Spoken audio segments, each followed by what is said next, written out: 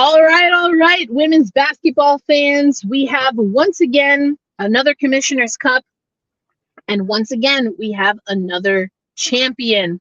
We're, of course, going to talk about the Commissioner's Cup from the New York Liberty perspective. What did we learn after the New York Liberty fall to, of all people, the Minnesota Lynx? Should we be putting some respect on the Lynx? We'll talk about that and more on today's episode. Hey, women's basketball fans, welcome to Gotta Get Up, a podcast for New York Liberty fans, brought to you by Black Rosie Media and hosted by Erica L. Ayala. All right.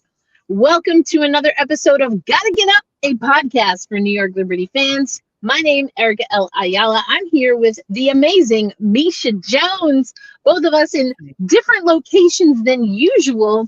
I'm still in Tulsa, Oklahoma, but we have an event coming up on Saturday, so I was doing some planning for that. But Misha, you got some exciting things happening. Where you at? Sun out? I know the sun's out. Look, it's 105 right now. 107, excuse me. The temperature's gone up. Just a couple hours ago, the situation looked very different. I know you see the breeze or the shadow of the leaves probably moving. There was no breeze earlier. There was no shade earlier, so I was just straight up sweating. But we are in Phoenix. Cindy That's Brunson. Really What's up, Brian? Hello. Hey. But yeah, here because Cindy Brunson, a good friend and a mentor, is letting me shadow her Friday night for Sparks Mercury. Those who don't know, that's the dream for me, is to be a color commentator, a play-by-play commentator. So gonna get to do that, and then Sunday, going to see Mercury Fever. So Phoenix is a good time. Phoenix is a great place for women's basketball fans. Wow, you're getting to see the rookie versus the vet. Rookie versus the vet, man. The first coming versus the second coming for some people who didn't know. Wow. DT had that fire first, and so I just think that's so cool to be able to see it. I love it. Yeah. Let's go, Misha. I love it. All right, Brian, what's you up to? Not well. My computer's back working, thankfully, so that was a blessing. Like, I would have, if it wasn't working, I would have stuck my phone to a tripod and then tried to that way. It would have been an adventure. So thankfully, my tech decided to cooperate, and now I'm back. We love it. Well, as you see, the gang is all here, and we have a few things to talk about. But you know how we like to do? We start with the shoot-around. So, let's talk about what's been happening in women's basketball. And I mean, there's been a lot going on. As usual, women's basketball, don't always know how to act. But I actually want to start with something that is not a basketball-related story. It's also not on our rundown. But I don't know about you, Brian, so we're going to find out in a minute. But I definitely know, Misha, you be dabbling in football, a.k.a. soccer. So, bigger, air quote, snub, Caitlin Clark not going to Paris or Alex Morgan not going to Paris? It depends on who you are. I've had this conversation with a couple people already today. And there are folks who've got, on either side of that fence. Personally, and I don't yell at me, I'm not mad at it. I'm really not mad at it because, at a certain point, it's a similar conversation to what we've been saying about DT on the women's national team for basketball. Alex Morgan's not as old, but in soccer, the talent is so much younger. You've got to make space for these new, talents to go out there and show you what they can do.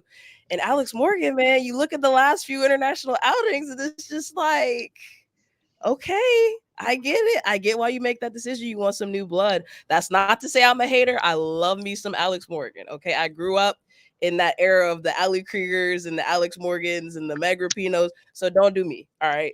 But I don't see it as a snub, but a lot of people do, and rightfully so, because it just is weird not having her on the team. It is. I will say it is definitely shocking. For those who do not know, the U.S. women's national team is what we were talking about earlier this week. They named their Olympic squad It did not include, as some people know her, the baby horse, Alex Morgan. First time since 2018, we have not seen Alex Morgan.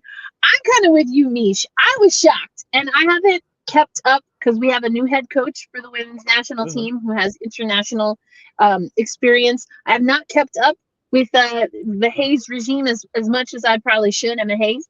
That being said, I was kind of like, oh, and then I was like, oh, let's just be honest. Let's be honest. Things haven't been working. The connections have not been working. Whether you want to talk about Vlatko, we can even go all the way back to Jill, the questionable addition of Megan Rapinoe, omitting Heather O'Reilly in her last, like, I mean, there's a lot of different jump off points that we could go to. So, you know, it's just kind of crazy. Jen says, I'm definitely not mad, but if the comp is CC and Morgan, then Morgan is more deserving. And I agree with you. You're right. I kind of set you up, Misha. I did set you up for that because, you know, sometimes we do the headline thing too. we do. I like to start with the headlines and then we debunk the myths. That's what we do here on Gotta Get Up and Black Rosie Media. But Brian, do you keep up with soccer at all? Like, you know anything about this national team and the all black forward line? I saw like discussion of it, but I had like absolutely no frame of reference. So I was like, "Oh wow, y'all are really passionate about this issue." That's right. Did Morgan go to camp? Camp.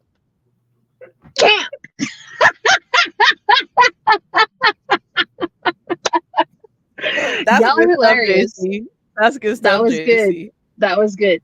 It is a lot of Gotham FC players. So now, is that recency bias? Is that akin to having 4 aces on the basketball squad? Or are they really that good?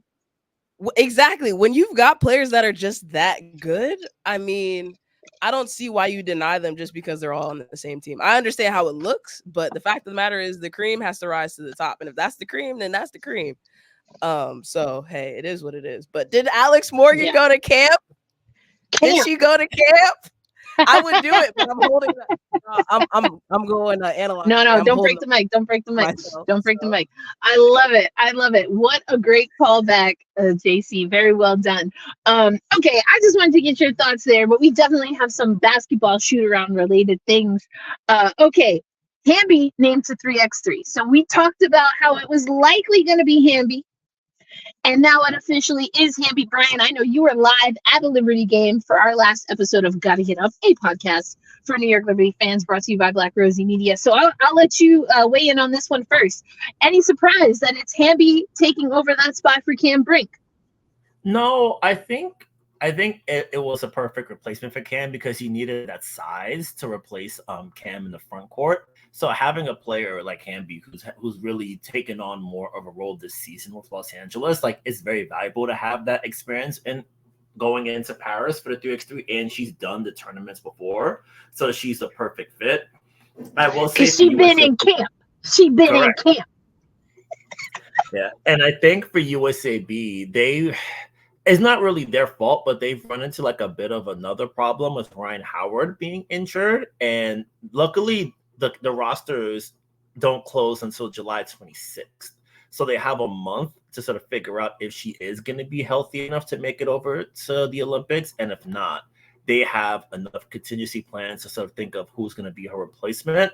So having Hamby locked in now is super valuable, and you get to really start mapping out what you want to do in the tournaments when you get there.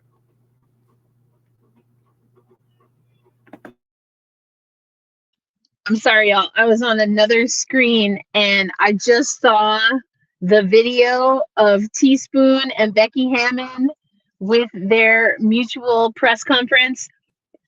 I don't think y'all know. I mean, maybe y'all do because you join us here every week. And I've told this story at least 1 million times. That's like my New York Liberty squad. And there's a great story. That's what I came to Twitter to find, is this great story on Becky Hammon and what she talks about in her rookie season, undrafted rookie season, talking about getting bruises. I mean, the story opens with just her talking about how she's black and blue, because I've heard this story for years from Teaspoon, from C-Rob, from Becky Hammon. When Becky Hammon says the New York Liberty made me, it's not a figure of speech. It is just like forged by the fire. The New York Liberty squad, the veterans on that team, like whomped her behind in camp. They did. And the love, though, and I love that this is happening. The Las Vegas Aces versus the Chicago Sky, Becky Hammon versus Teaspoon, in a season where we're getting such a counter narrative on rookies and veterans. And there is some of that which is generational, right? You show love for people in certain generations by giving them at least as much, if not more, than what they're going to see when they go out in the real world. That's how some people knew how to prepare you, how to love up on you. Yep. I think there is a shift in that. Now we gotta be honest. Some of that can be, and it can get to a point where it gets toxic, and so I understand that. But the way these two women have love for each other, the way that Becky Hammon was so excited for Teaspoon. I got to talk to her during the finals. And I don't know, Brian, if you were in that scrum with us, but she talked about how things are just going to be easier for Teaspoon now that she's on the WNBA side compared to what you have to deal with on the NBA side. And she didn't get into any details, but I'm just very curious to see how this game goes tonight. But I love that there's still mutual love there between those two. So I got a little thrown off because I saw that, and exactly, Jen, you get me. Like, that video it's too much. It's too much, and it's not enough at the same time. And I don't know what to do about it. Like, I don't know what to do. I don't even know. But here's the video for those who maybe didn't see it. I haven't seen the press conference itself because I said earlier I was in another meeting, but two legends of the game, two legends of the New York Liberty, and we love to see it. Okay, but we're gonna get back to our actual regularly scheduled program.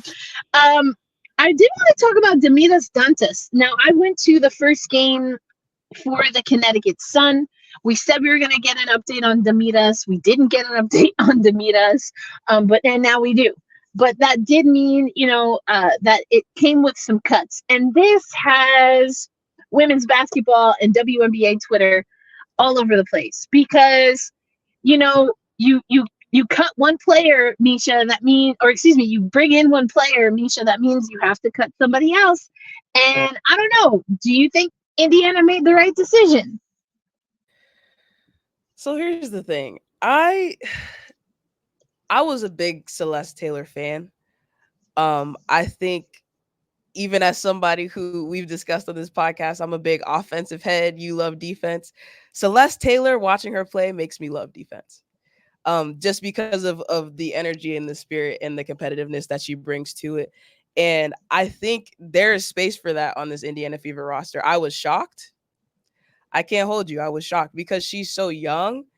And, rookies in this league, we know they don't always get the opportunities that we want them to get or hope that they get.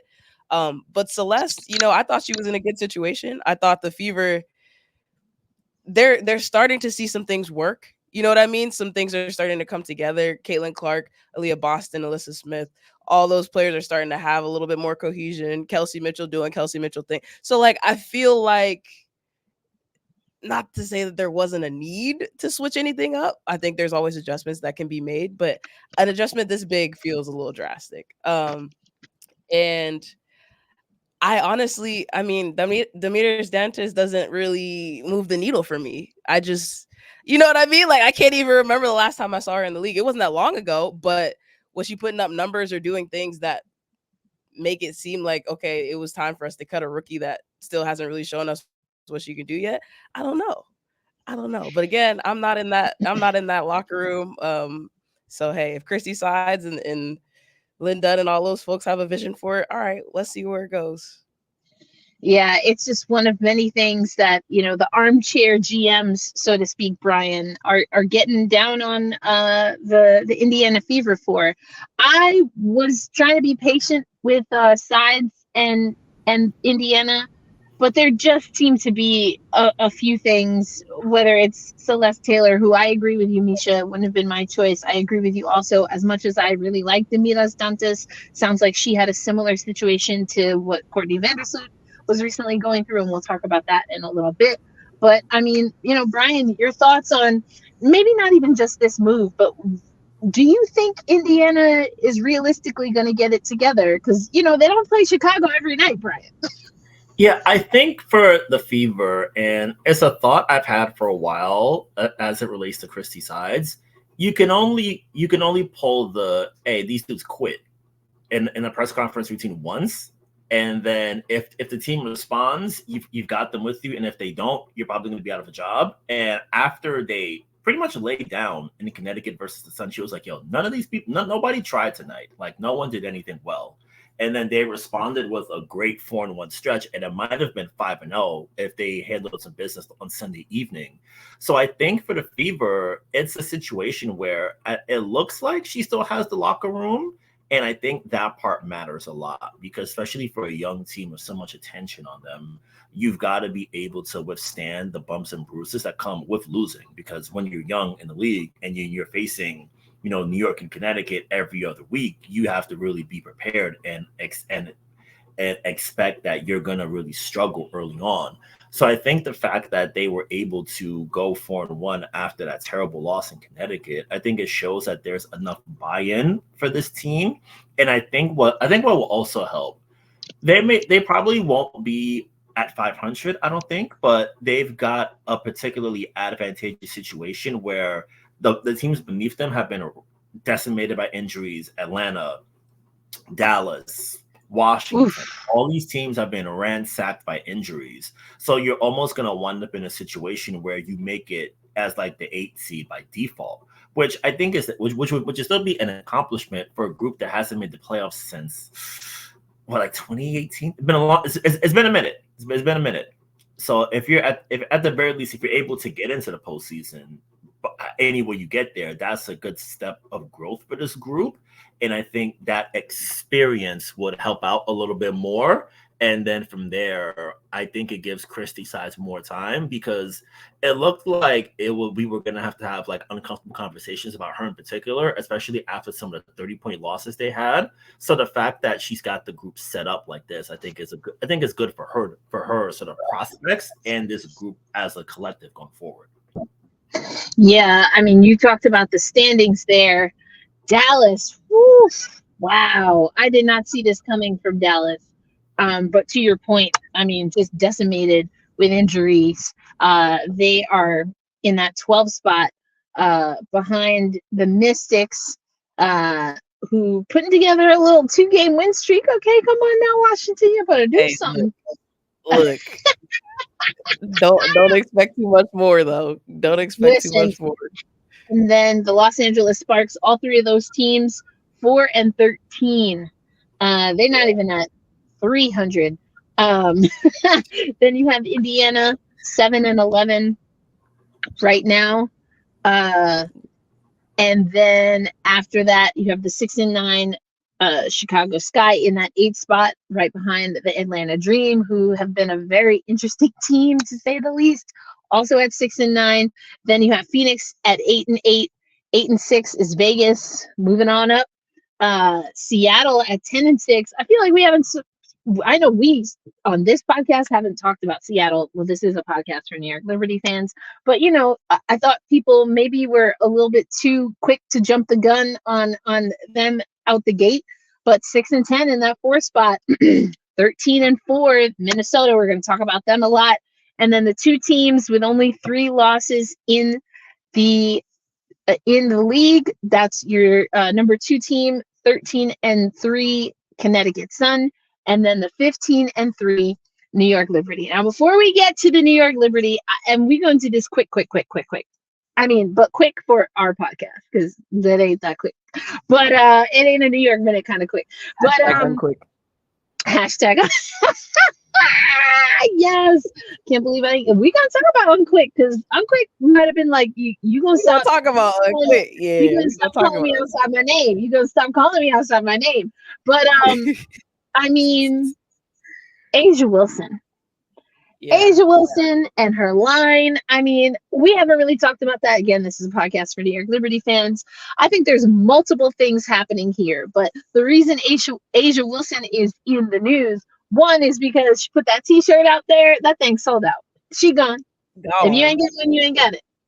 If you ain't get one, you ain't got it. But then also made some comments. How should I say this? Reinforced some things that people had already been saying about a particular outlet.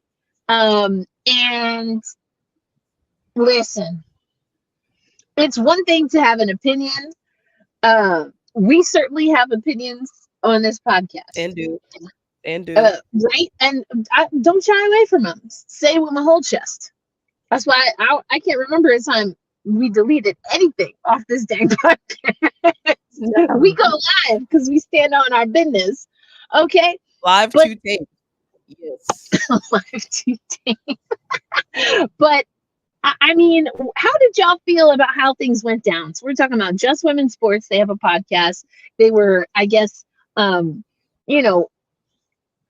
reviewing. They were giving an opinion on Asia's logo.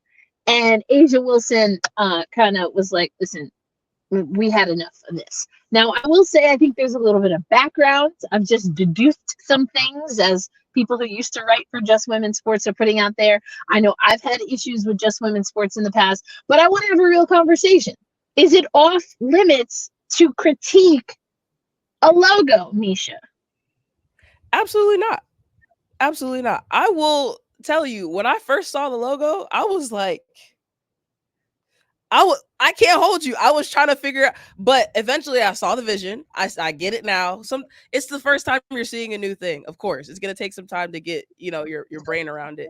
Now you're allowed to like or dislike a logo. Absolutely, you reserve your right to an opinion. All of us do, but there is a way to handle that.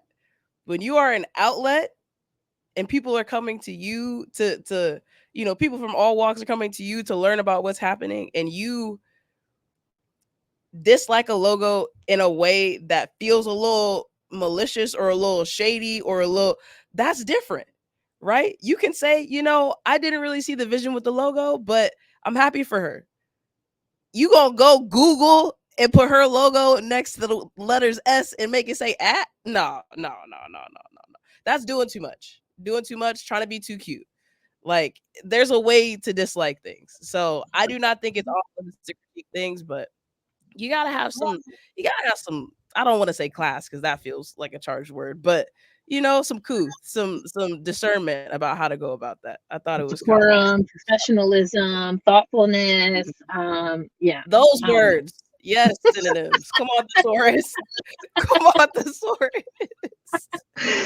Brian, what are your thoughts? Yeah, I think that like the thought I had was that there's a way you can boom on people and not have a situation where you're sort of really, I guess, going too far in a sense, because I think there's a way to like be like, okay, I think the logo is kind of whatever, and then even with the explanation of it, it's like, okay, I see the vision, but I'm not really feeling it. I think that there's a way to do it, and I think that the thing I always remind myself is that you don't go too hard at people because you talk to people, like you meet them in real life. You meet them, you talk with them, you're around them all the time. And then and if you're really getting at somebody in an overly personal way, you're gonna have a moment when they're gonna rightfully be like, hey, come on, let's talk about that thing you said over there. Like, it happens, like we've all been there. And I think especially when it comes to like, I guess, online discourse in general, like you gotta be careful, because even if you mean it in a lighthearted way, someone may take it in a way that is really hurtful to them. And I think once she gave the explanation of like what it meant on a personal level, it's like you can be like, okay, I can appreciate that, but I don't like it. But then calling the logo all kind of things, it's like, it's like you're talking about like my personal like life in a sense, and I can understand why for the person on the receiving end, you go from point A to point B on that, because I think anyone in that situation would. So I think, for an outlet like that, you got to be careful how you get at people, because I feel like I'm going all over the place, but I think you guys can flow with me on this. Like, I think it's like an objectively good thing we don't go as hard at people in the ways that we used to. Plus, like, I feel like if this were like 2014, people would be like a lot meaner about it. So I think we're better as like a populace that we don't really try to go really hard on people to try to like score points and get viral and that kind of thing. Like, it's like, what's the point? It doesn't serve any purpose. So I think that, you look at it for like an outlet, especially one with, whether it's earned or not, a level of prestige in the space, prestige, importance, whatever you want to call it. I think when you're in that spot, you can't really get at someone in a way that a random Twitter user with like numbers in their handle is going to go at people, because like that's not what you're here for. Like, you're not supposed to do that. Like, you're supposed to, like Erica said, it's supposed to, like you guys said, there's supposed to be like a level of couth to what you're doing. Yeah. So I think for them, it's, I guess, another learning moment in this instance, but something where it's like, okay, what are we doing, and how do we not do this again? Because because like that part right there is what this outlet doesn't seem to do. Yep. Because they've been called to the mat a few different times. And my thing is, I think also what we saw is that the way that they approached that was a very cultural way of approaching it, but perhaps because I would argue maybe they're not necessarily completely of the culture, whether that's the like, there's like a deep women's basketball culture. And yes, sometimes it comes through queer identity. Sometimes it comes through race. It definitely comes through how much time you spent trying to put people onto the WNBA. Like, that's number one. Mm-hmm. And the mix of voices and the outlet and the history of that outlet, they were trying to cook up a recipe that they didn't know the history behind. Mm-hmm. Mm-hmm. And so the flavors ain't gonna be quite right. Mm-hmm. Yeah. That would be an observation that I want to make. And then I think if you just look at some of the people who used to be with that organization that are no longer there, just go read some of what they're saying. And if I'm not mistaken, that includes Dawn Staley and some podcasts that used to be rocking with just women's sports that are not there anymore. Yep. And so I don't know. I mean, I don't know. It's just, it's not surprising. It's also not surprising to see that they took down the content, but made no apology for it, no type of reconciliation for it. They took it down on Twitter. I don't think they took it down on a couple other sites. So that in itself is a whole other can of worms. Right. So are you standing behind it or are you not? Mm-hmm. Like, I had a situation with a former New York Liberty player. I stood behind everything that I asked. 10 toes. Their reaction is their reaction. I can't help that. I'm about to interview that person again. We're going to see how that goes. But,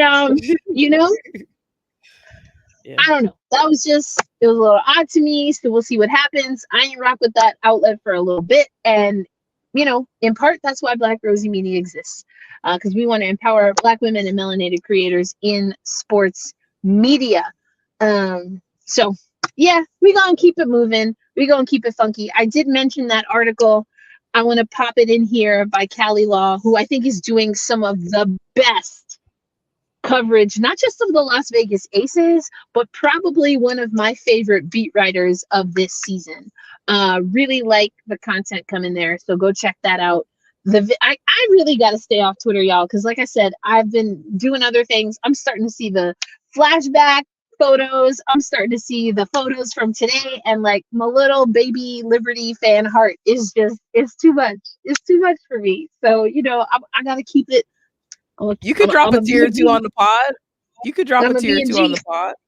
No, we're not doing that because you know, and of course I want to be there. So, but I gotta find it. I think I posted it on Patreon, but I gotta find it. Actually, this is a great opportunity for me to let y'all know that we're gonna start opening up our Slack community to Gotta Get Up fans, because I have some things that I want to test, particularly leading up to and at the Olympics while I'm in Paris. So I'm gonna drop a link in the chat later tonight. But if you want to see my conversation with Becky Hammond talking about Teaspoon, because she had just gotten that job during the finals. I know we talked about it tangentially a few times on the podcast. Make sure to join our Slack community, and I will put it up there for y'all. But we got to keep it moving. We got to talk about the New York Liberty of today. First quarter, Sloot and Laney returned. Now, I think this was great that they returned. And I think there are also some things that we have to talk about when you have players that have been out with injury, or you have players that have been out for a considerable amount of time, and how you integrate them. But Brian, I'm going to go to you for this, because my understanding is at least a part of the reason to get Laney, Hamilton, and Sloot back into the rotation was because the New York Liberty had a really difficult travel schedule. And they had been talking about how it was already a compact schedule. Then they had travel issues. And so at least part of getting Laney, Hamilton, and Vandersloot back into the rotation was because they were the more rested players. Yeah, like they had a pretty jam-packed week last week. Like they went, I think they played Sunday, then Tuesday, Phoenix, Atlanta, and then the back-to-back. So it's been a lot of basketball. Matter of fact, road in Phoenix, home at two game set with the Sparks, and then the back-to-back from Barclays on Saturday to Atlanta on Sunday afternoon, and then Tuesday night the Cup in a whole new environment, which is its own can of worms too. So they've had a lot on their plate, and they've only had to deal with just 8 players because Niara's been out. B's knee started acting up on the plane ride home from Phoenix, and Sloot has been away. B's knees. The bee's knees. Okay, we're done. Yeah, so like they've been rocking with 8 players for about a week and playing a lot of like jam games in a jam-packed schedule. So having anybody come back was super valuable, and I think especially it came as I think for them in particular, you want to try to get them back in as much of a rhythm as possible. And as Damian mentioned, they were a little bit rusty, which I think is understandable. Like having not played in a while and then playing against what by the numbers as the best defense in the league by far in Minnesota that's a really tall task to put together on a short notice. And I think that they acquitted themselves well as much as they could considering the circumstances. So I think just having those 2 back will be a huge benefit for the rest of the group going forward. Niara, it looked like for the first time in a minute, was doing some like on-court activities. They haven't given us a sort of like beeline as to when she'll be back on the court, but the jam-packed schedule for her in particular was like, we can't just throw her back in when she's not at full strength yet, and so many games sort of stacked up on top of each other. So I think now that the schedule will be a little bit more spaced out as we draw closer to the Olympic break, starting the 17th. So there might be an opportunity to see her back on the court. And then when she does, we'll have the full 11-player allotment again. So the Liberty are gradually starting to get back to full strength. But I think just within this time frame, I thought the 8 that were here acquitted themselves incredibly well. Like I think that to do this on such short notice and losing so many, like 2 all-stars, losing 2 all-stars and 2 key parts of your starting lineup, like, and still being able to hold it down against really good competition, I think it's a testament to the buy-in for the players who are here, the coaching staff putting the players in great positions to excel, and I think just the entire organization for just having enough infrastructure to withstand 3 big losses all happening at the same time.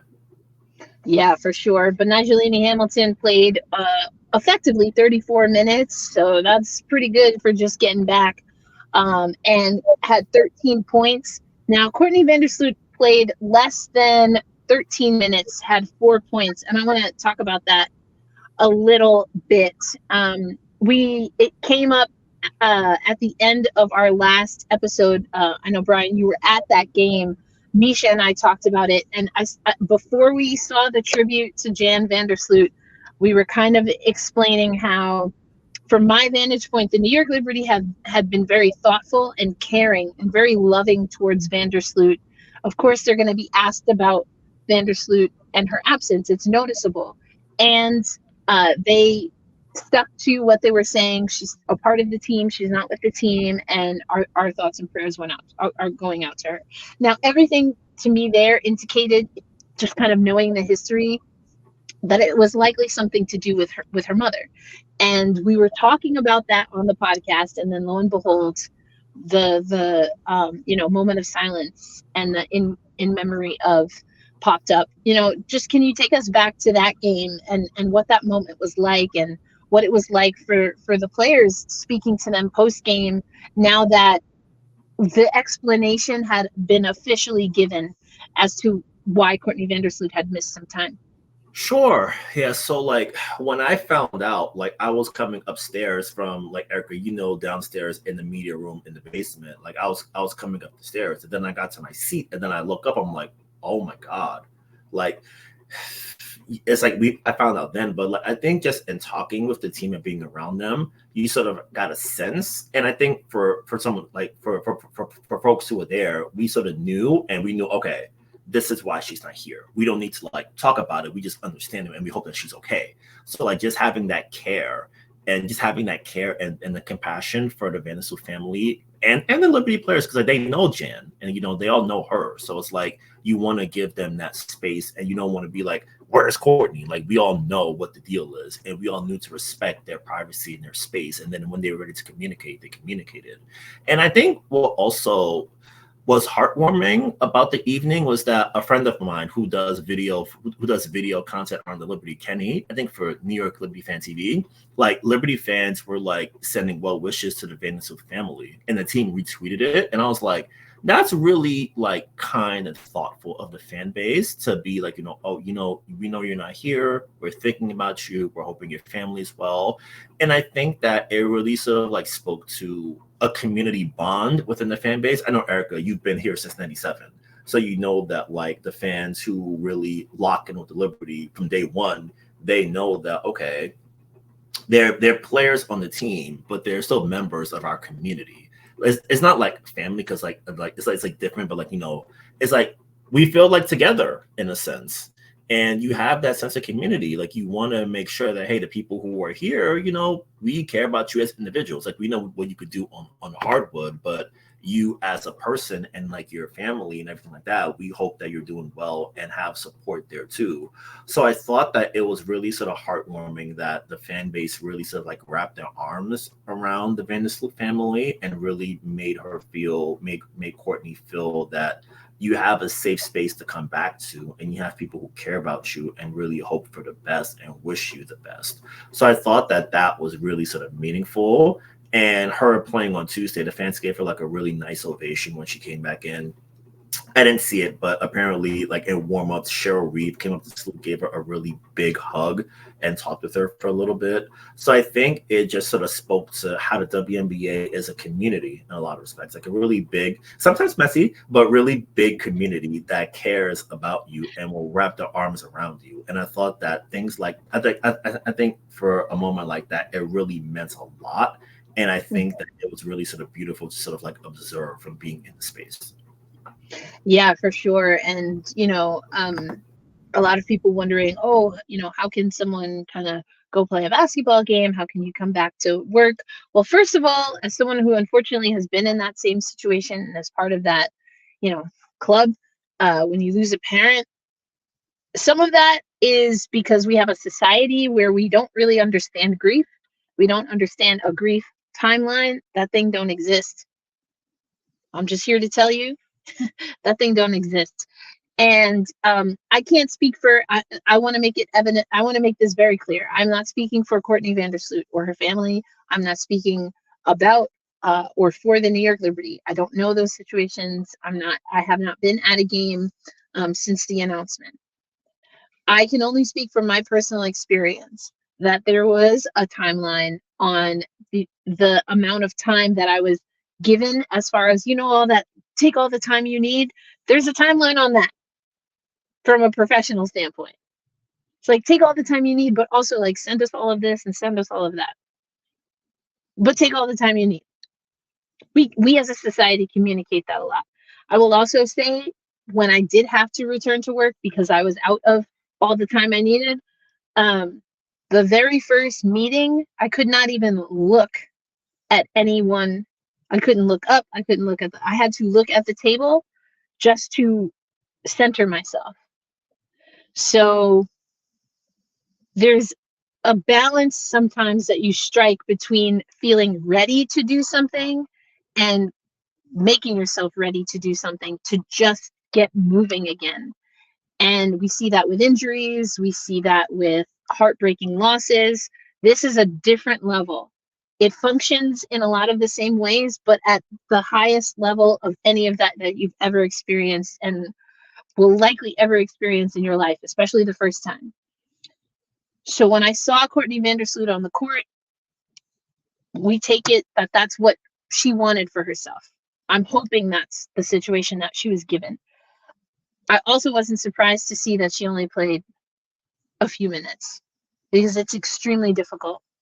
It's extremely difficult. And we don't know what that's going to look like for the rest of the season for the New York Liberty. And the unfortunate part of this is that there are still basketball implications.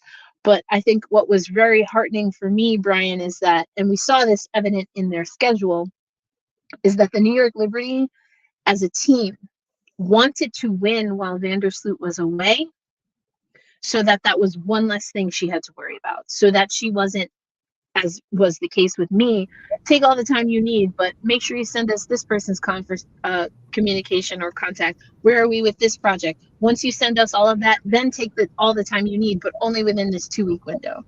Yeah. I'm hoping that that's what it looked as though there was a little more care given to Courtney Vandersloot. Now, what that process looks like, we don't know. We can't say for sure what that will look like for the rest of the season. So it's going to be something that, especially Vandersloot, but also by extension the team, is going to have to continually navigate. Yes, I love this. Taking time, and I had to learn this the hard way. I'm still learning it the hard way. And my dad died, 9 years ago, because no one teaches you this. But yes, processing your grief is resistance, and finding people and having real conversations like this. I do want to apologize because I did not give any kind of trigger warning. I just kind of went into this conversation, and I know that can be hard for people as well. So I'll take that on. That's on me. And I also have learned through my process and sharing my process that I've been able to help other people as they're going through a similar process. And that's something that, quite frankly, I didn't have.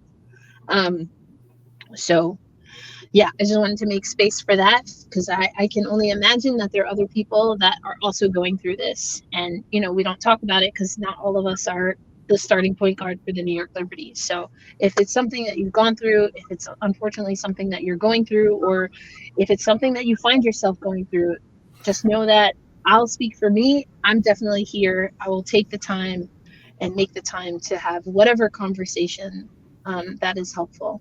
Because we don't have these conversations publicly as much as I think we should. And people don't know how to react when we're reacting to our grief. So, but hopefully Courtney Vandersloot has the support from the New York Liberty that she needs, and it seems like she does. So, I don't think that it's within that context. I just wanted to make note that she played less than 13 minutes as an observation. And to move on to some other things, because again, this is a New York Liberty team that took on the responsibility to hold down their point guard, and they've been able to do that for a good stretch, Brian.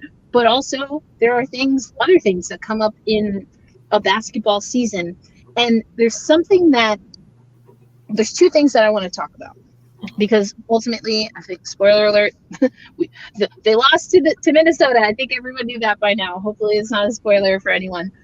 And, the loss, you always want to win a championship. You never want to lose at, air quote, home. But I guess technically they didn't. But I think there are definitely things that we learned. We don't have to sensationalize the loss. We don't have to sensationalize the loss in a championship game. I think we can root this in things that are working for the New York Liberty and things that aren't working. And things that are working, baby. Sabrina Ionescu looking like a baddie. Come on now, somebody. I done told you, sis, got to be ready for them keys. And I feel like she putting her hand out. Palm up. She ready, Brian. She ready. You got the keys. Yeah. Yeah, one thing about Sabrina that's been really evident throughout this entire process, I guess the second half of Tuesday accepted, like she's been fantastic running the offense. Like every decision she makes is the right decision. Like before, like if we were in 2022 and teams just sort of like trap her and do hard hedges, she'd struggle. Now, got it. Like whenever she can string out the defense, whenever she sees JJ for a mismatch, she's able to get her the ball really high up, like really get JJ and her teammates in great spots. Like the game against Atlanta on Sunday, Jordan Canada made her season/Atlanta dream debut. And what did she have to deal with? Sabrina Ionescu driving into her shoulder, finishing over her multiple times, like really sort of putting the pressure on her that way. So I think for Sabrina, she's putting everything together in a really good fashion. Like even on defense, the effort is there. Like she's not like, I don't think we'll ever consider her like a top tier defender, but I think for what she does, as long as you give the effort, that's always what Cindy wants, is like, that's a great line. Las llaves, the keys, just in case anyone needed translation there. So I think for Sabrina, her effort on both sides of the ball have been really sort of, I guess inspiring might be the wrong word, but it's really heartening to see that your lead option is giving that maximum effort. Like she's minimizing the mistakes as best as she can, and she's working to get herself and her teammates as many great looks as possible. And I think for this Liberty team, like their 3-point shooting had been in a bit of a rut, but that's starting to like come back to normal. And when and because of who? And because of who? Who Kayla Thornton just leave her wide the heck open? Okay. Yeah, we're gonna get to KT in a minute too. But like with Sabrina, like she's done, I think, everything right as like a lead sort of like face of the franchise type player this season. And I think for Liberty fans, going into the next generation of this organization, having a player like that who's getting better, who I think fairly has a shot at all WNBA first team. Like I think if the season ends today, I might put her in there. Like I think she's been so well. I might go far enough to say she's been the best guard in the league this season. Like, I don't think that's particularly outlandish. I thought number 22 is the best guard in the league.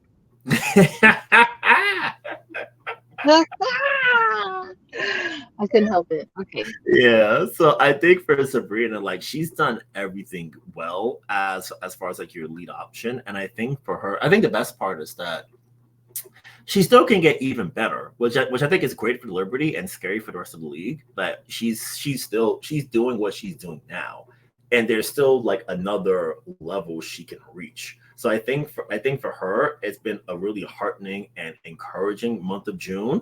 Like after the Sparks game, someone was like, "Oh, hey, you guys got another back-to-back. Y'all got a lot of games in your stretch." She's like, "I'm not tired," and it's like, okay, I love that energy. Like you keep at it. Like these folks don't care that y'all tired. Like y'all gotta like handle business as best as you can. And she's out here handling business. Like she's hitting threes from the logo at halftime to put Atlanta in the dirt for good. Like doing fantastic plays, really getting that teams like that. Like work in Las Vegas, outplaying Olympians on the other side, backcourt Olympians on that other side. Sabrina cleared them.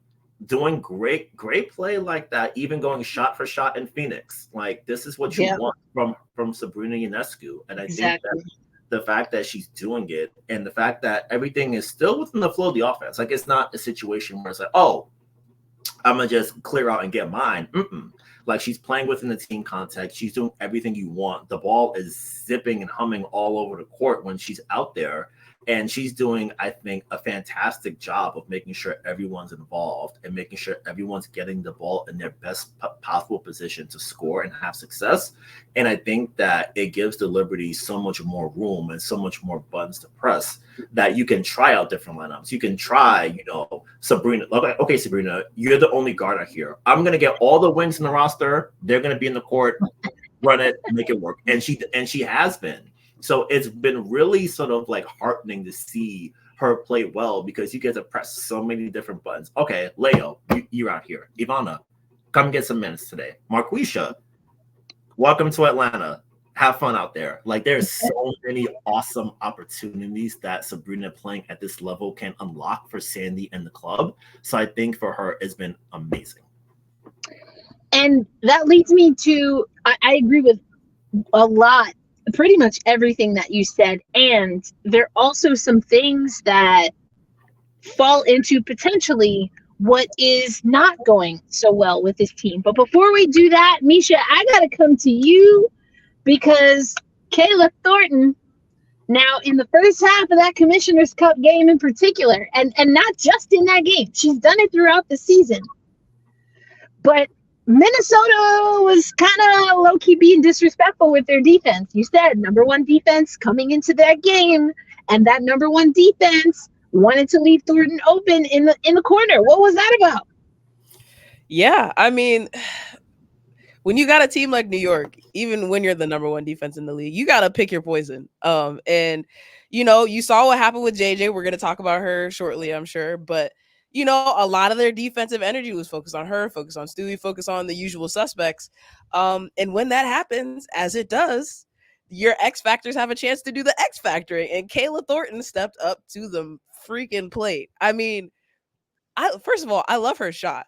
We haven't talked about this, but I love her shot. It's so balanced. It's so fluid. The release is so high. That gooseneck is beautiful. She snaps that wrist. And it's, like, as an offensive aficionado, we already talked about this on this podcast. It's a beautiful thing to see.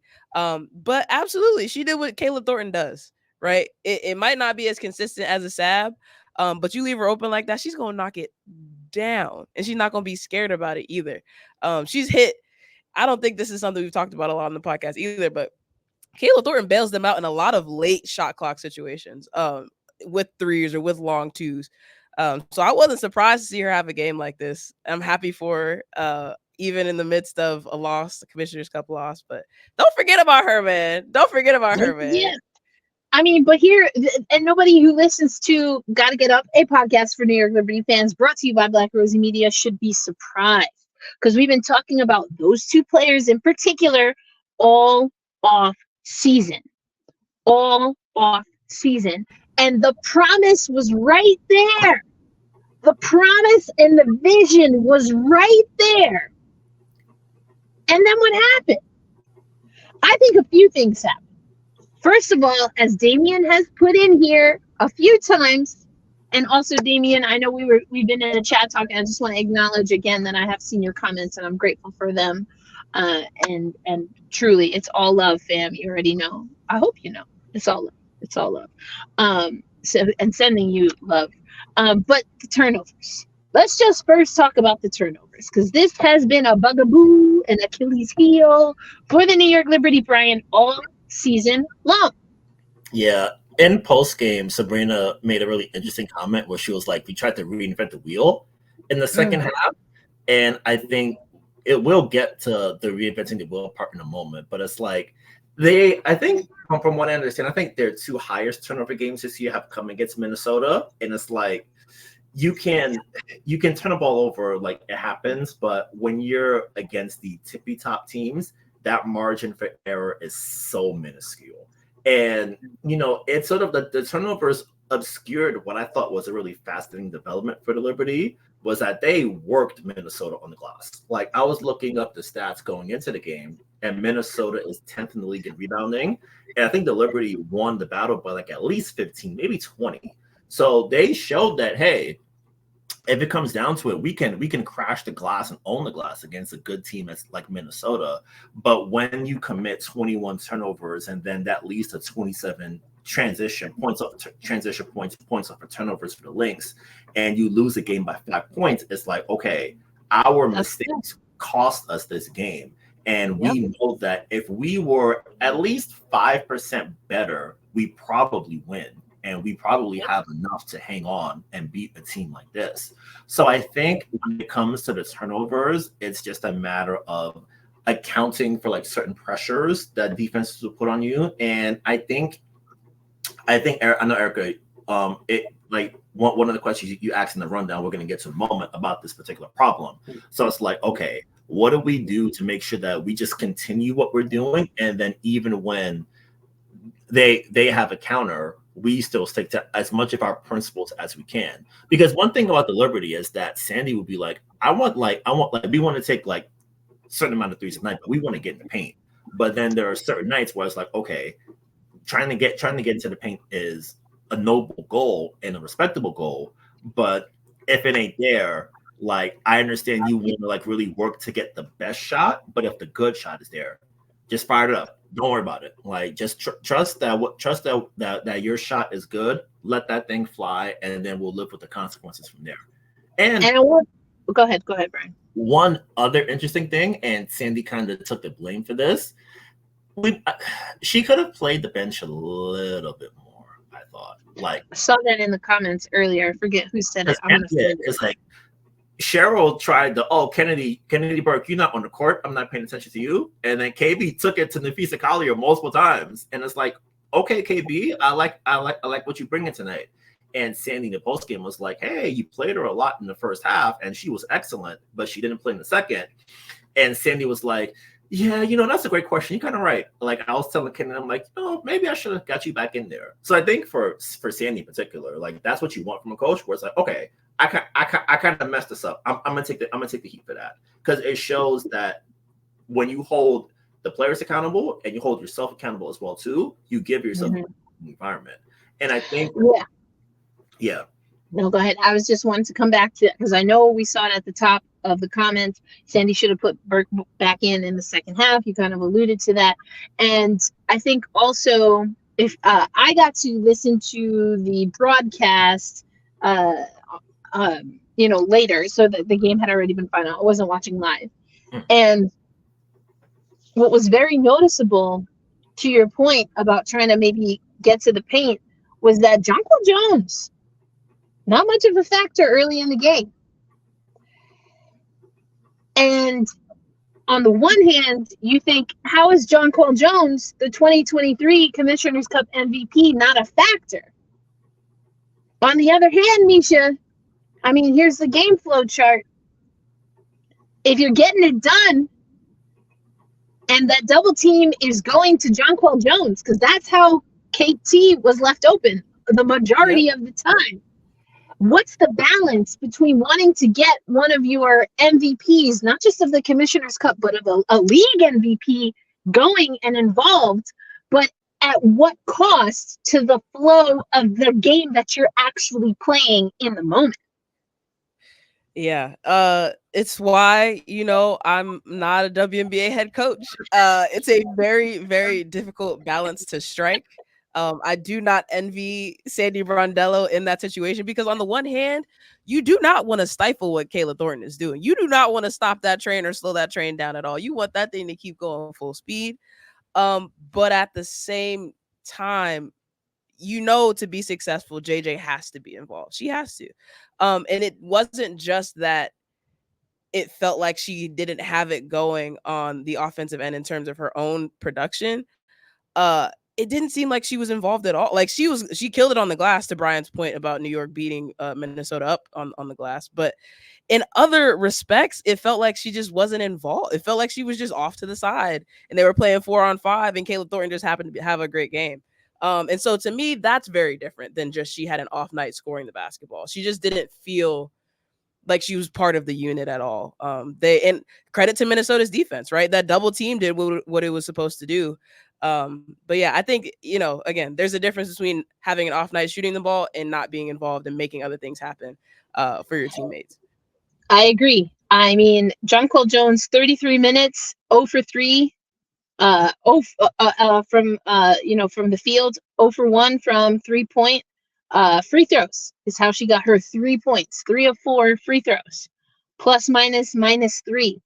Rebounds 12, so still solid there. 3 assists, 3 steals, 1 block shot.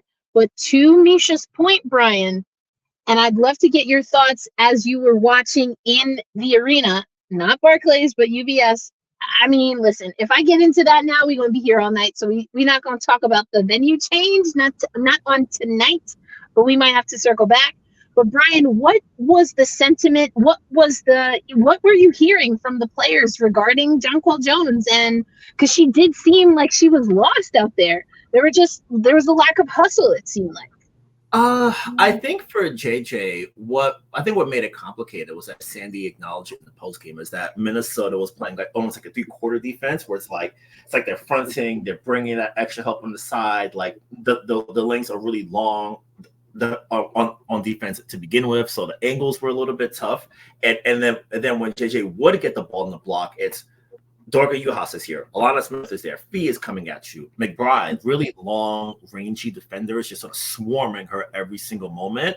And I think it made her getting the ball in the block and going to work how she usually does almost impossible. Because one thing about JJ, you get her the ball in that low post, she'll get to work. She'll hit you with a smooth one-legged fadeaway. Like she's able to operate in some circumstances. Like we watched her a week and a half ago put up 35 and 15 against the finals MVP. So it's like when it's that time, JJ can make it happen. Like she did it in Connecticut. Like she carried them down the stretch against Bree Jones, AT, and that Sun front court. So she's able to make it work in that regard.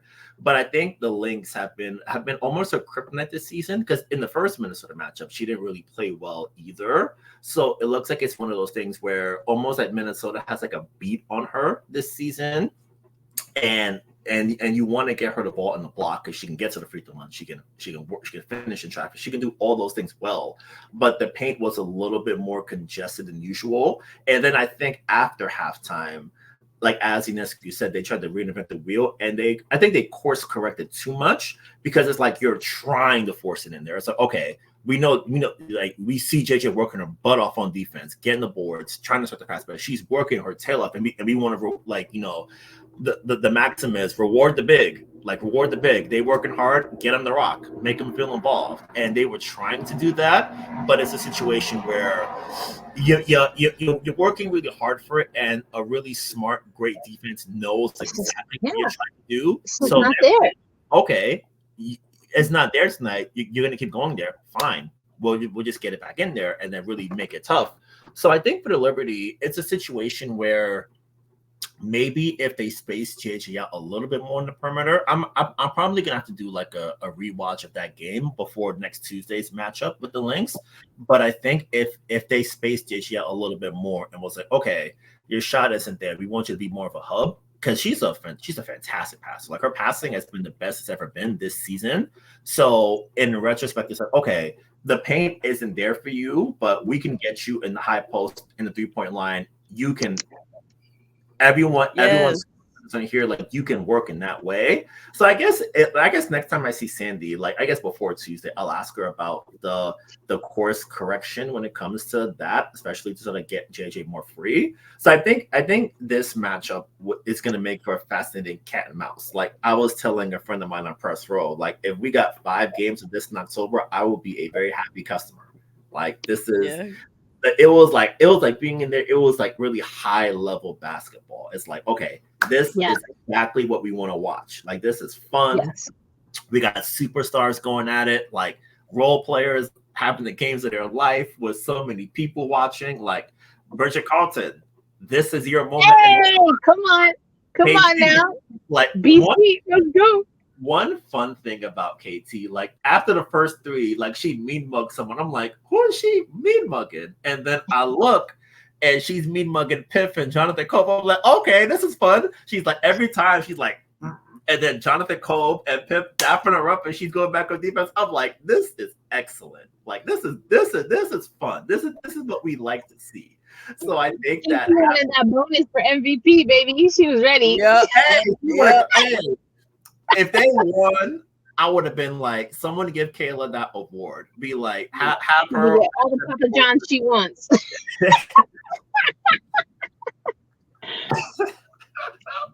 That also got the team free pizza, which, hey, if I can get folks, I'm gonna say this: Papa John's, not that bad.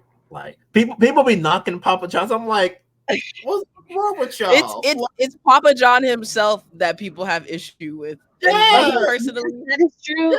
That's his fault. Yeah, that's my issue. But I will say, my whole life, my family's eating Papa John's, so I also am a fan of the actual pizza. First of all, listen. You have a choice between any pizza in New York City or Papa John's, and you still going with Papa John's? I got problems with that. Yeah, I eat Papa John's, you know where? In North Carolina. I mess with Domino's, you know why? Because I'm in Oklahoma. You in Brooklyn. You could walk from the locker room to Patsy's, and you still picking Papa John's with that crusty little pepper in there? Hey, crusty little pepper, please. Please. Y'all not eating the right Papa John's pizza. And that cholesterol sauce that they put in there, that's what you doing? Hey. Stop. I didn't say I would pick it over a New York slice. I didn't say that. I just said KT. You got smoke for KT. I sure do. She lucky she's shooting them threes the way she's shooting them. What borough did she say also? Oh, that had me weak. I think she said Queens. I'm like, wait a minute. I'll be all right with Queens. I'm a Mets fan, so I'll be all right with that. But Papa John's, anyway. All right. So Brian, you alluded to it a few times, and this is the big question because I love what you said. This is a chess match. The New York Liberty have lost both games to Minnesota this season.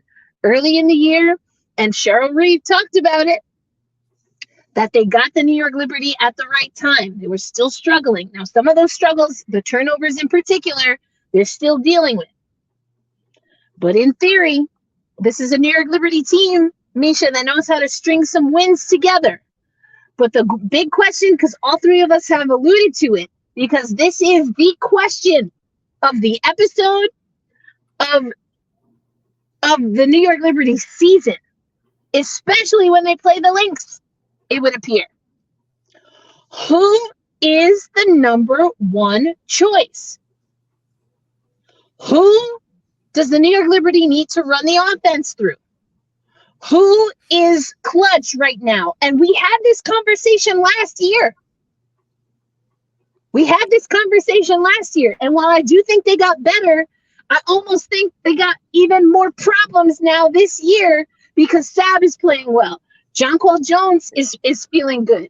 Brianna Stewart is locking people down on defense and still finding a way. We didn't even get to that bullet point yet. We had it on the rundown because Stewie had to put this team on her back just to make this, a respectable game at one point. And even it looked like had to kind of, get her team together. We saw in the comments someone saying, Lainey looked a little frazzled, a little frustrated at times. So who is the go-to? And is that different, or should it be different when they play Minnesota on Tuesday? Misha, we coming to you first. You know what they say, EA, more money, more problems. And that's what it feels like right now for the New York Liberty. The more money you have, i.e. the more weapons you have, the more, people who can do something with the rock when you need them to, the harder that decision becomes. You know what I mean? Especially against a defensive team like the Minnesota Lynx, who they can switch up schemes on you however they want to. That's the number one defense in the league. So they can decide on a nightly basis, depending on who's hot, who's streaky, like you just alluded to, who they want to try and stop. And, with the New York Liberty, for me, the real question is when you're playing against a team like that, are you going to be reactive to what they decide to do to you? Or like you're saying, are you going to pick somebody and go with that gun and keep going with that gun regardless of what's going on?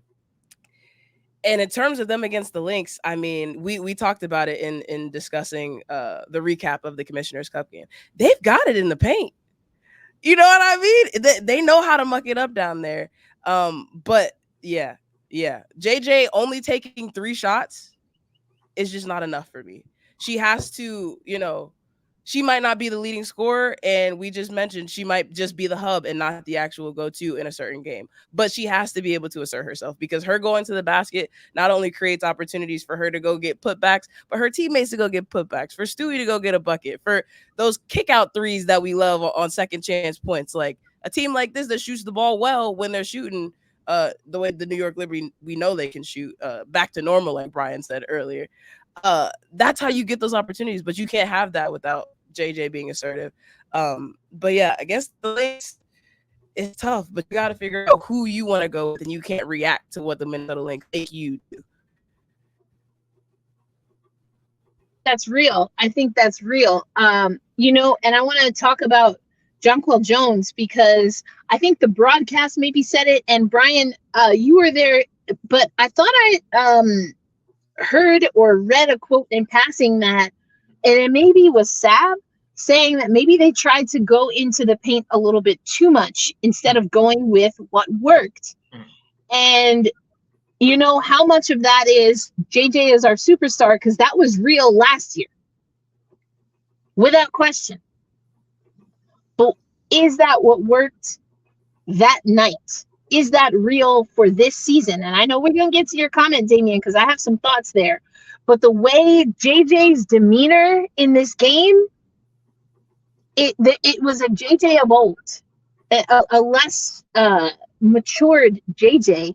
And it almost at times felt like it was a little bit of, the word sulking is coming to my mind. That might be a little bit harsh, but it was kind of like, I'm not getting the touches that I want. And I don't know if that was the right move. That's just from observation. I've only watched the game once, that one time on replay. But it just felt like, and we've already alluded to it, that JJ was out of sync. And then it seems like the team reacted to that. But as we also have already talked about, Brian, perhaps they overcorrected. So what was the team saying about that post game? Yeah, in her post game, KT mentioned that they tried to sort of force up on the paint a little bit too much, and Sabrina said as much too. And I think I missed JJ's portion of post game, so I have to sort of like reach out to the folks who were there, because UBS amazing half. But I think JJ mentioned that I think there were just like a few mistakes that the team made. I think she mentioned herself too, as far as like managing things, sort of getting those open shots.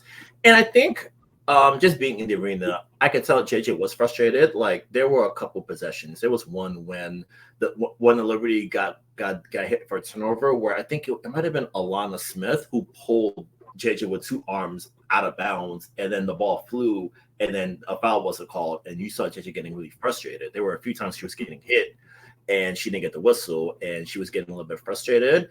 And it's something that she and the team have talked about a lot, as far as like managing officiating from game to game, because some nights, like I think I tweeted during the game, WNBA refs will either call everything or nothing, and there's zero in between. So some nights, like you'll get like a whistle, like you breathe on someone as a foul, and then the other night you can like bonk someone in the shoulder, and then nothing happens. So just managing that aspect of the game is something she's working on, and I think Tuesday may have just been like I'm frustrated at what's happening for me, and then it sort of bled in a little bit, but I wouldn't say too much, because I think sometimes like when we've seen bigs not feel all the way in it, they'll just like not run back on defense, they'll not be engaged, but JJ still kept the energy up. Like she's switching out on defense. There were like a few times that she switched out onto Kayla McBride, held it down. Courtney Williams tried to sort of get her, like tried to get at her in the mid range. JJ hung with her, contested the shot.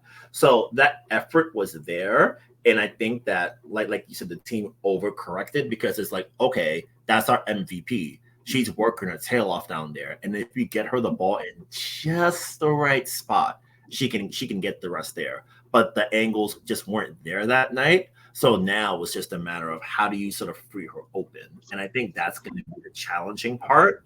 And I wonder, now that they have a more full component, what does that look like?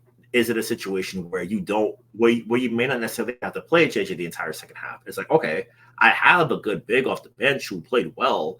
If JJ's like not in the best sort of like flow right now, I can pull her for like a minute or two, and then I won't suffer anything behind it. So I think it's just a matter of like, adjusting to like building out different lineups, trying out different things, and sort of feeling the game flow in real time. So I think for Tuesday, it's going to be really interesting to see how things look. And I think what will also help the Liberty this time is that they've got a little bit of time off now. They're not traveling after 4th of July. So now you guys can sit in your house, in your actual borough, and just like get comfortable, be where you are, and then play your games accordingly. So I think it's. You talking about practice? You talking about practice? Like they gonna have time? Not a game. We talking about practice in Barclays. And I like what you're saying here. And if I'm the New York Liberty, I'm going to JJ early on Tuesday against Minnesota, because what you want to do is bait Minnesota into doing exactly what they did on defense early on. And then if you're JJ and you're the rest of the team, you have to be smart and have those kickouts. Have that ready. Because if I'm guessing, Minnesota is going to be ready for that this time. And let's be honest, KT's shot might not be on like it was last time, but you have to establish that JJ is still an integral part of your offense to open up everybody else and then see what's falling. That's what I would say. I think you still have to go to JJ, even if she's not getting those shots, but she has to get touches. We talked about this with the Indiana Fever. If you're not giving Aaliyah Boston touches, what are you even doing?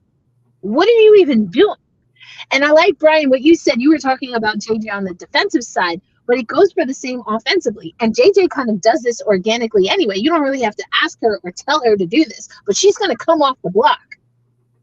She's going to come off that block, whether it's to set screens, whether it's to get the ball just so it's not getting stuck, whether it's to take a three. She's going to come off the block, but you need JJ activated. And the way you can do that is by making sure she gets touches early in the game and early in the shot clock. To that end, you cannot fall in love with getting the ball to JJ. I know that might seem counterintuitive, but you can't think that she's your last shot always. She's your first pass, but that's not the same as being your last shot. Right. If that makes sense, Misha. Right. Yeah, it absolutely does. The fact of the matter is, players like JJ, players like, I'll throw Stewie in that bag as well, Aaliyah Boston, bigs that tend to be focal points. It's a very simple game. You mentioned it. Minnesota did what? They doubled her. When you double somebody, you are creating a mismatch elsewhere on the court. That's all you need to do. Like you just said, she doesn't have to be the last shot. The point is, give the defense an opportunity to make a mistake and capitalize off of that. That's where having more money, more pieces, whatever you want to call it, comes in handy, because you can trust whoever you've got on the court to make that play when that opportunity arises. But you don't get that opportunity again, like you're saying, without first getting that ball to JJ, forcing Minnesota to get out of position and playing chess that way. And I like this. Hey, leave with it. Hey, come on, let's go. Okay, the Liberty have a bad habit of getting away from Stewie when she's hot. Then it caused them to lose a few games now in Phoenix and the Commish Cup. And that's why, again, the question in this segment is, and if y'all have questions or comments, now's your chance to get them in, because we're about to go into the fourth quarter. We're about to wrap this thing up. So time to get your questions in if you want us to address them on this podcast. That's Gotta Get Up, a podcast for New York Liberty fans, brought to you by Black Rosie Media. Okay, but yes, Stewie, I mean, but let's just look at, we got the game flow chart, but then look at this, 24 points, and had to create that, because I don't think the offense was necessarily looking for Stewie. So that goes to your more money, more problems. I absolutely think you got to get JJ touches early in the shot clock. But to my point, giving her the first pass and giving her the last shot, not the same thing. The last shot, come on, Damien, it's your chance to do your dance. The last shot, is right here. That's where I'm putting my money. That's where I'm putting my money right now. Yeah. Stewie, And what's yeah. that? Yeah. And the fact of the matter is, like, you also alluded to this earlier, and this goes against everything I was saying at the end of the season last season, and I understand that because I was very gung-ho on, okay, and it made sense because JJ was doing her thing down the stretch in the playoffs. I was very gung-ho on, you need to get JJ the ball specifically, right? But, like, I just... there are so many things you can do in this offense, man. There are so many things you can do with this offense. And Sab and Sabrina are hot right now. And so if they're hot right now, you keep going to So them hot right right now now. until somebody else shows you, oh, I'm hot right now, like maybe KT did against the Lynx, then you can, but again, it's a very delicate balance. Like I said earlier, I'm glad I'm not a WNBA head coach because these are very difficult decisions to make. But you have to know when it's time to lean a little bit more into one side than the other. But yeah, I totally agree. Stewie and Sabrina have picked up the pace. I mean, Sabrina's been on one, but Stewie has definitely picked up the pace and is doing Yeah, Stewie things. and I think she had to do more or was comfortable doing more on the defensive side early on, and then was like, no. Let me get these points real quick so that Gotta Get Up, a podcast for New York Liberty fans, stop putting me as like option 3 as the MVP of my own dang team. We not having that. We not having that. Like in my mind, that's how it went. I don't know. But in my mind, that's how it went. This is interesting though. Lean with it, rock with it. It's easier for teams to get JJ out of the game than Stewie. Stewie needs to be the first option. Now that is interesting, and I don't disagree with you, but that's also why I think JJ needs to get the ball first. Because if you establish, it's almost like you kind of rope a dope, right? If you establish JJ, then that's where the defense is going to go, and then who does that potentially open up? Stewie. Okay, they don't want to give Stewie more leniency. Then who does that open up potentially? Sab. Oh wait, no, they got her locked down too. Okay, who does that open up? KT, Banaja, Vandersloot when she's in the game. Like, you see what I'm saying? Like, but I don't know that any of that opens up if you don't get JJ touches.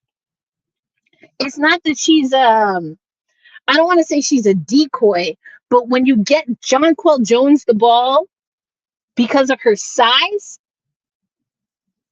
because of her strength and her skill, which is a like for like. I'm not saying, I mean, I'm not trying to say it's Stewie or Jake. They're very comparable. They're very comparable in a lot of ways. They're extremely similar.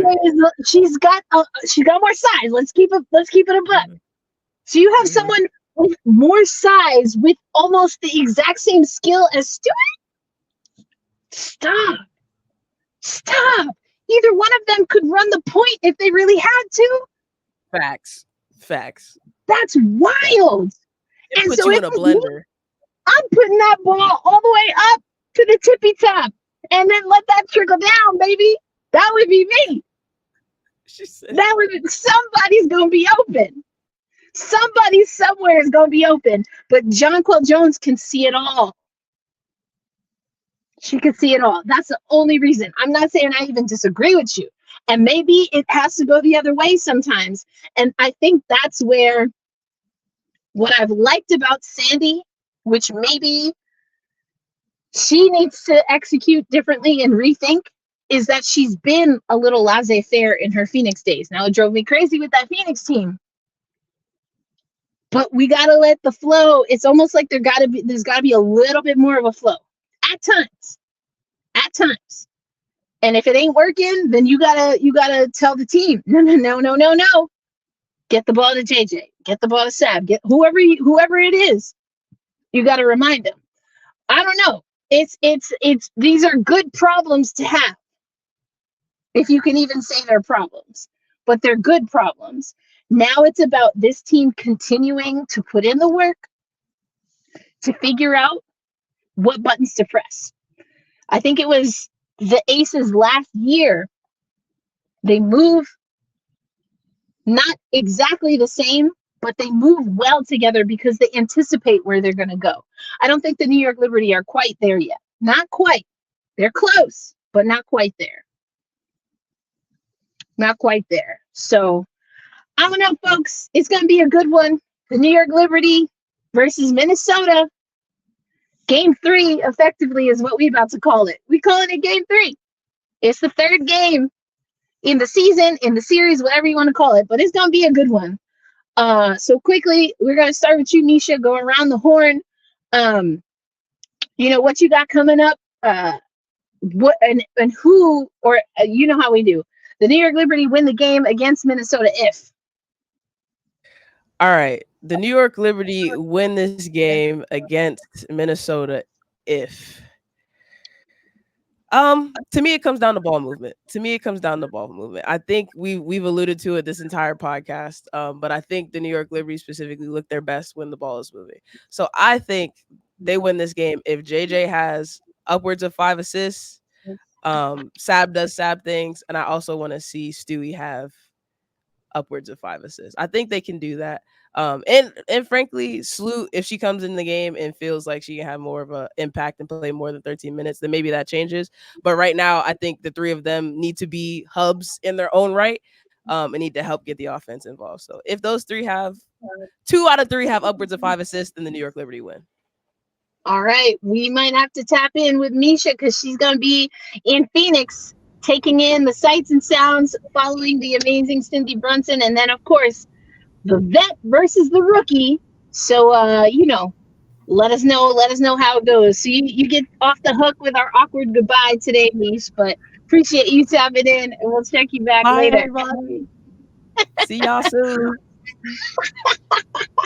All right, Brian, you know how it do. Your turn. New York Liberty win against the Washington Mystics. Look at me, making it all about the Mystics. They win against the Minnesota Lynx on Tuesday.